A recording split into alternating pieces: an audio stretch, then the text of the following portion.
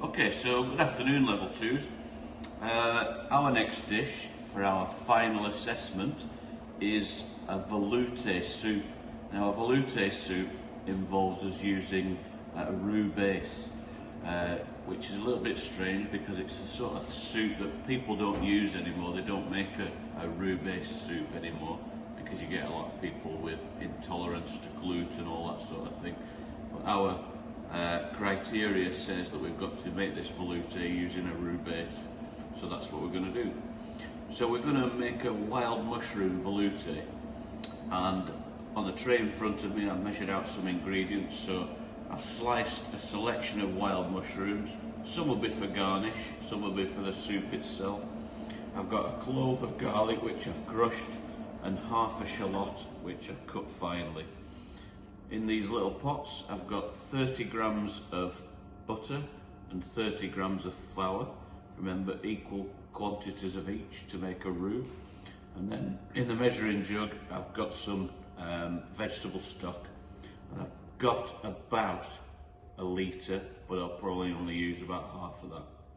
Okay, so the first part of the soup is to sweat off the shallots, the garlic and the mushrooms, and I'm going to add to the pan first the butter, which I'm going to melt really gently.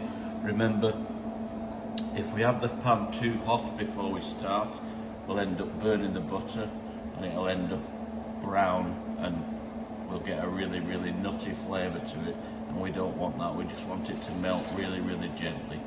Okay, so you might be able to see that that's melting really gently. So in there I'm going to put the shallots and I'm going to put a really good handful of our mushrooms, plenty of flavour in those, and then in with the garlic as well. So then I'm going to let those sweat probably for about 4 to 5 minutes, just stirring them regularly because we don't want our ingredients to burn, or we don't want any colour on them at all. We're just going to cook them really gently, like I said, for about 4 to 5 minutes. Okay, so these mushrooms have been on now for about 5 minutes. You can see that they're really nicely cooked. I'm just going to take this pan just to the side slightly while I add the flour. Okay, now this is just plain flour. I'm just being really careful not to spill it everywhere. In with the flour, and as I said, we're going to make a roux. Now you can see that the bottom of the pan is quite brown, which is okay as long as it's not black. Okay, if it was black I would have to change pans and change over to another pan, or else I'll end up with black specks throughout the soup. Okay, but this is just okay. It's nicely caramelised, the mushrooms there. And I'm just going to cook that roux out just for about 30 seconds to a minute, just to get rid of the flour taste. And then the next part is the addition of the stock. So ideally the stock is going to be hot, and I'm going to put a little bit in, just a splash, and let that incorporate with the ingredients. And you can see that's dried up almost completely straight away.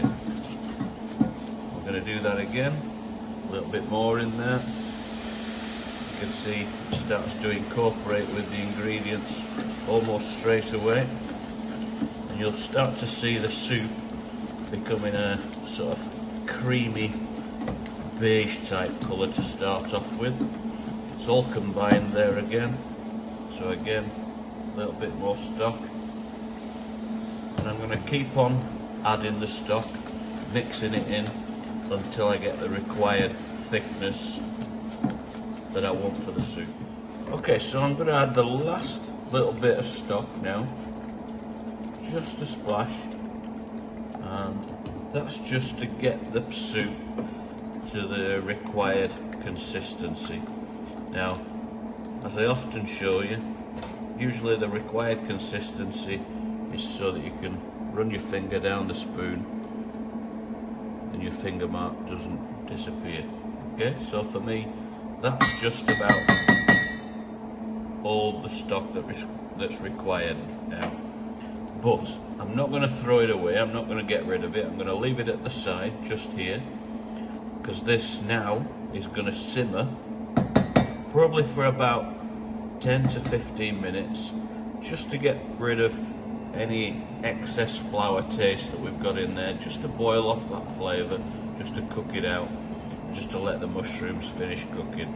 And then the next stage after that is we're going to blend the soup through the Thermomix, RoboCoupe, whatever it is that you're using, and we're going to make it really, really nice and smooth.